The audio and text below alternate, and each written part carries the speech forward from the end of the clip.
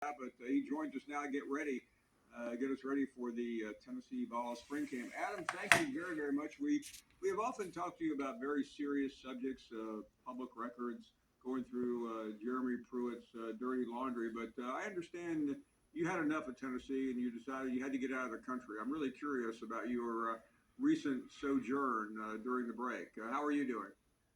Real good, Paul. Yeah, last week I did a family vacation. We went to Tokyo for about a week. Actually, there was a mix-up of whether or not I was covering the SEC tournament. Mike Wilson covers hoops for us for Knox News. But I got a text in the middle of the night from your producers to come on, because over in Tokyo it was like 3 in the morning, I think, when I got the text. It was also the same time an earthquake hit right outside Tokyo, so I wasn't sure what woke me up, your producer or the earthquake, because they came at the same time.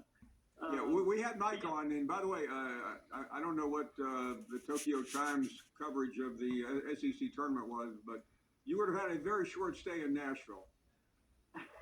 Yeah, that's what I heard. I got up and checked Vol Twitter, and Vol Twitter was freaking out and saying, well, Tennessee's going to be like a 4 seed now. That told me that they must have lost in the SEC tournament. Otherwise, people wouldn't be freaking out like that. But I actually got some Vols flavor when I was over there.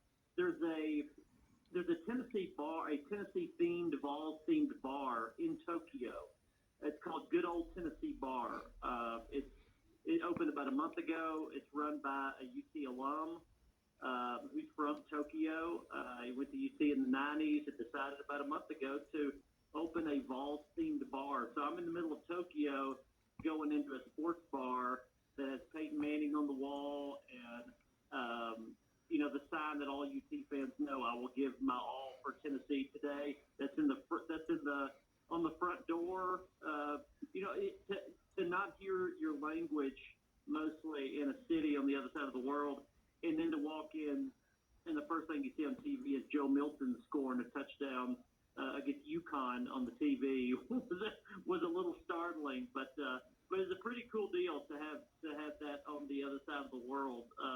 I know a lot of UT fans have reached out to me since then and said, I want to go to Tokyo just to check this off of my bucket list. And if you do, it's a cool thing to do. The guy's name over there is Yoshi Momoki, and he will fill your cup up with balls if you're in the Tokyo area. I'll make sure I put that in my book. But Adam, I don't know about you. When I was doing what you do for a news organization, we were thinking Destin, maybe Daytona Beach, PCB. Never really thought about going to Tokyo. I'm sure there's a specific reason. It may be classified if you can't tell us. There's some family that was stationed in the military in South Korea. Understand. Would not see them for a while, and did that. We got a sports fix, though. We got the UT stuff. We went to a Japanese baseball game. My wife is an enormous baseball fan, Wow. So we had to go do that. And you things you don't do at a Japanese baseball game that we didn't know about. You don't yell at the umpire. You don't boo a player because he missed the cutoff man.